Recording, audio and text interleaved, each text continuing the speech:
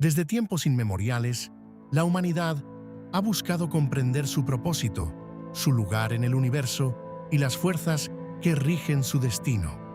En el corazón de esta búsqueda encontramos una verdad eterna, una elección fundamental que se nos presenta a cada paso de nuestro camino. Hoy exploraremos un mensaje ancestral, una exhortación divina que nos invita a reflexionar sobre nuestras acciones y sus profundas consecuencias. Es un llamado a la obediencia, una advertencia sobre la desobediencia y una promesa de un Dios que anhela una relación profunda con su creación. El primer pilar de esta relación divina se asienta en la pureza de la adoración y el respeto sagrado. Se nos advierte con claridad: no se fabriquen ídolos ni se erijan imágenes o piedras conmemorativas. No pongan en su tierra piedras grabadas para postrarse delante de ellas, porque yo soy el Señor, su Dios. Esta no es una prohibición arbitraria, sino una invitación a reconocer la singularidad de lo divino, a no diluir la esencia de la adoración en objetos creados por manos humanas. Es un recordatorio de que la verdadera conexión se establece con el Creador mismo, no con sus representaciones limitadas. Y junto a esta adoración exclusiva, se nos insta a la santificación del tiempo y del espacio.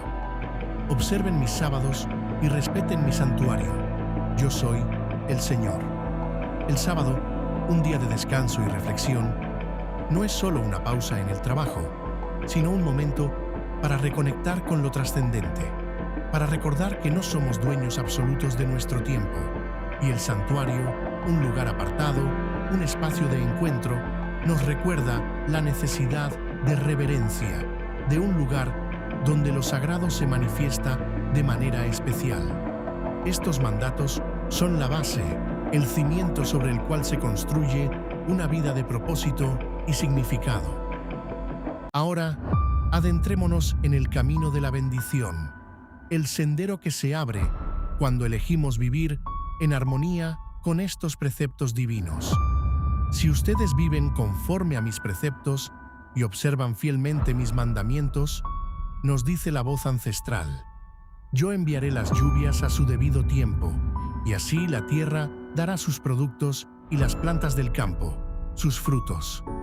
Imaginen un mundo donde la naturaleza misma conspira a su favor, donde cada estación trae consigo la promesa de abundancia. Visualicen los cielos abriéndose en el momento justo, regando los campos sedientos. La tierra, generosa, responde con cosechas tan copiosas que el tiempo de la trilla se prolonga hasta la vendimia, y la vendimia hasta la siembra. No habrá escasez, no habrá preocupación por el alimento. Comerán pan hasta saciarse y habitarán seguros en su tierra. Una mesa siempre llena, un hogar siempre protegido. Es la imagen de la prosperidad que nace de la fidelidad. Pero la bendición no se limita solo al sustento físico, se extiende a la esencia misma de la existencia, la paz. Yo aseguraré la paz en el país y ustedes descansarán sin que nadie los perturbe. Alejaré del país los animales dañinos y ninguna espada asolará la tierra. Piensen en la tranquilidad de una noche sin sobresaltos, en la libertad de caminar por sus caminos sin temor. Los peligros naturales y las amenazas humanas se disipan ante la protección divina. Y si la adversidad se atreve a presentarse, la promesa de victoria es rotunda. Perseguirán a sus enemigos, y ellos caerán bajo la espada delante de ustedes. 5 de ustedes perseguirán a 100, y 100 a 10.000, y sus enemigos caerán bajo la espada delante de ustedes. No es la fuerza del número, sino la fuerza de la fe lo que otorga el triunfo. Una valentía sobrenatural, una ventaja estratégica que desafía toda lógica militar. La bendición se manifiesta también en la continuidad de la vida y la perpetuación de la herencia. Yo los miraré con bondad los haré fecundos y numerosos, y mantendré mi alianza con ustedes. Una descendencia próspera, familias que crecen y se fortalecen, asegurando el futuro. Y esta promesa no es efímera, es un pacto, una alianza que se renueva con cada generación. La abundancia se extiende más allá de la cosecha inmediata. Comerán grano viejo largamente almacenado y tendrán que tirar el grano viejo para dar lugar al nuevo. Es una imagen de tal prosperidad que los graneros rebosan y el pasado se desborda para dar paso a un futuro aún más próspero. No solo hay suficiente, sino que hay un excedente que garantiza la seguridad a largo plazo. Pero quizás la promesa más sublime de todas es la de la presencia misma de lo divino. Yo pondré mi morada en medio de ustedes y no les tendré aversión. Siempre estaré presente entre ustedes. Ustedes serán mi pueblo y yo seré su Dios. Imaginen la cercanía, la intimidad de tener al Creador habitando entre ustedes, no como un juez distante, sino como un padre amoroso. Una relación de pertenencia mutua, donde la identidad de un pueblo se define por su Dios y la identidad de Dios se revela a través de su pueblo. Y para sellar estas promesas, un recordatorio de la liberación fundamental. Yo soy el Señor, su Dios, el que los hice salir de Egipto para que no fueran más sus esclavos. Yo rompí las barras de su yugo y los hice caminar con la cabeza erguida. La memoria de la esclavitud se desvanece ante la realidad de la libertad. No más cadenas, no más humillación, solo la dignidad de un pueblo libre, caminando con la frente en alto, bajo la protección y el amor de su Dios. Este es el panorama de la obediencia, una vida plena, segura, abundante y profundamente conectada con lo divino. Pero la vida nos presenta otra senda, un camino de advertencia y consecuencias. ¿Qué sucede si, a pesar de estas promesas y esta guía clara, elegimos desobedecer? Pero si no me obedecen y no cumplen todos estos mandamientos, si desprecian mis preceptos y muestran aversión por mis leyes, si dejan de practicar mis mandamientos y quebrantan mi alianza, entonces el panorama cambia drásticamente. La primera consecuencia es un terror que se apodera del alma y del cuerpo. Yo, a mi vez, los trataré de la misma manera. Haré que el terror los domine, la debilidad y la fiebre que consumen los ojos y desgastan la vida. En vano plantarán sus semillas, porque las comerán sus enemigos. La seguridad se desvanece, reemplazada por una ansiedad constante. El cuerpo se debilita, la enfermedad se instala, y todo esfuerzo se vuelve fútil, pues el fruto del trabajo es arrebatado por otros. La protección divina se retira, dejando al descubierto la vulnerabilidad. Yo volveré mi rostro contra ustedes y serán derrotados por sus enemigos. Quedarán sometidos a sus adversarios y huirán aunque nadie los persiga.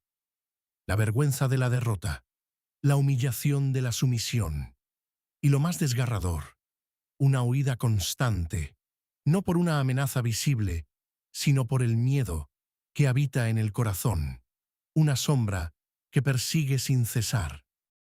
Y si, a pesar de estas primeras señales, la desobediencia persiste, la corrección se intensifica.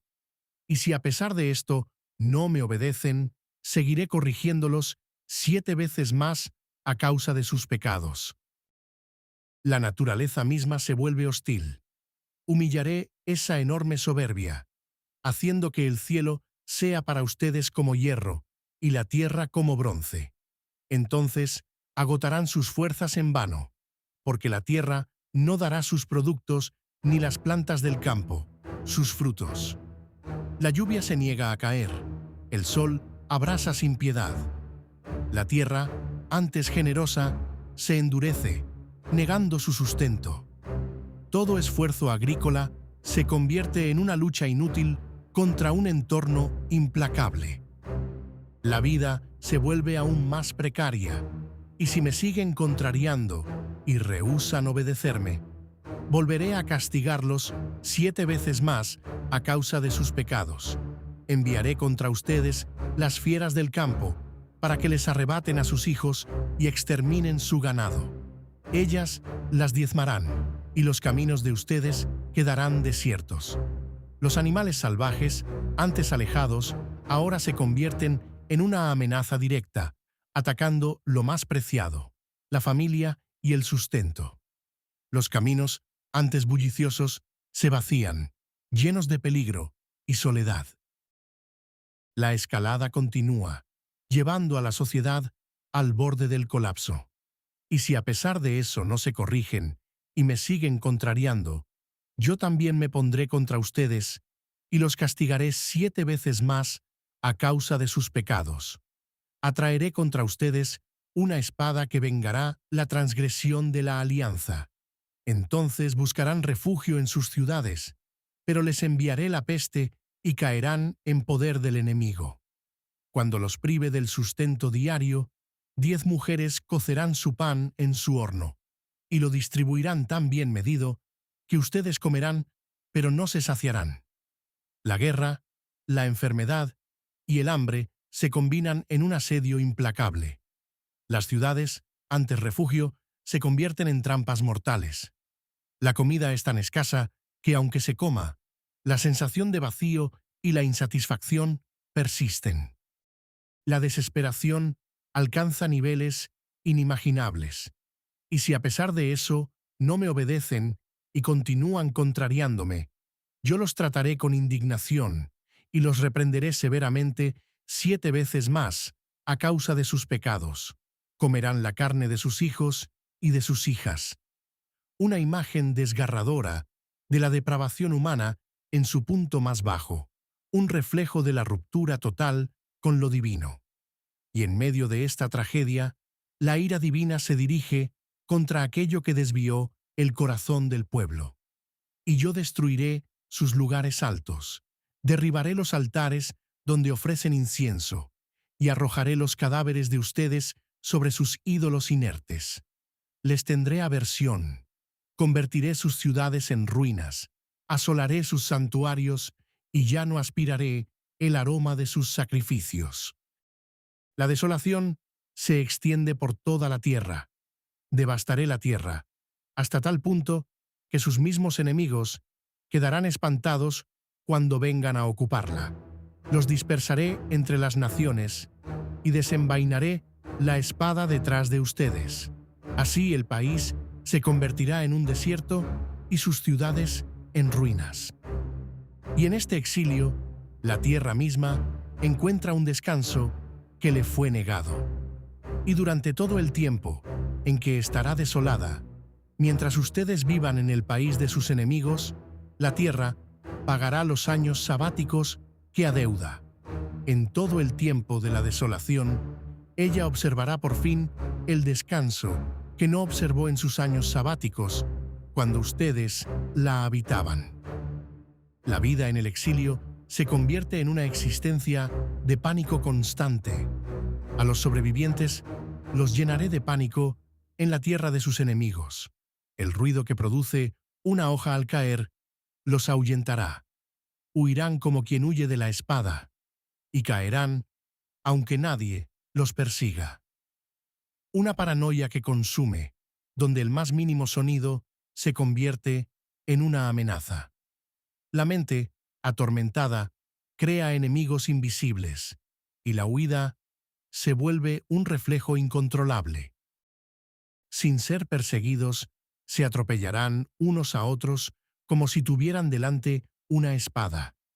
Ustedes no podrán sostenerse en pie delante de sus adversarios, sino que perecerán entre las naciones y se los tragará la tierra de sus enemigos. La cohesión social se rompe. La gente se vuelve contra sí misma en su desesperación.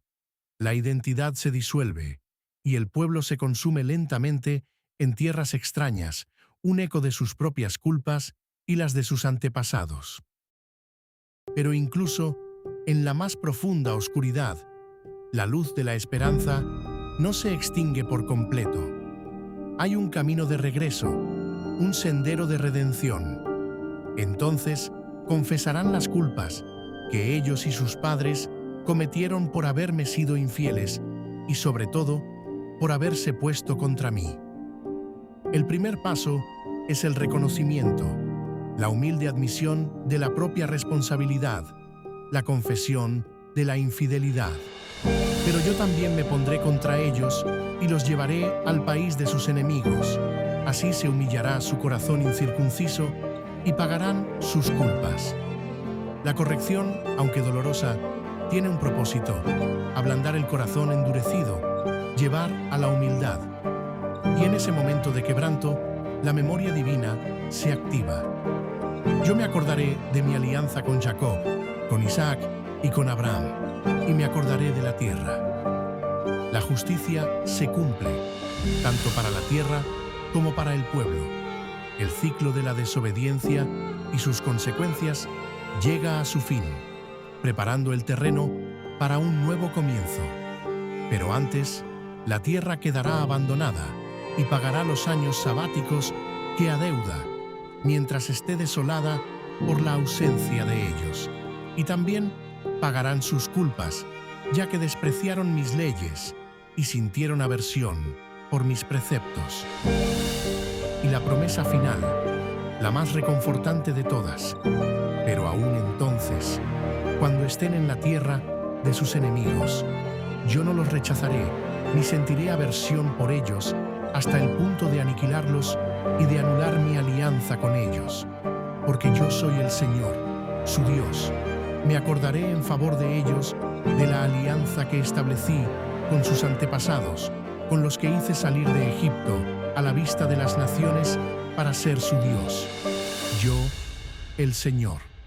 A pesar de todo, la fidelidad de Dios prevalece. Su amor es más grande que nuestra infidelidad. La alianza, aunque probada, no se rompe. La memoria de la liberación de Egipto es un testimonio eterno de su poder y su compromiso.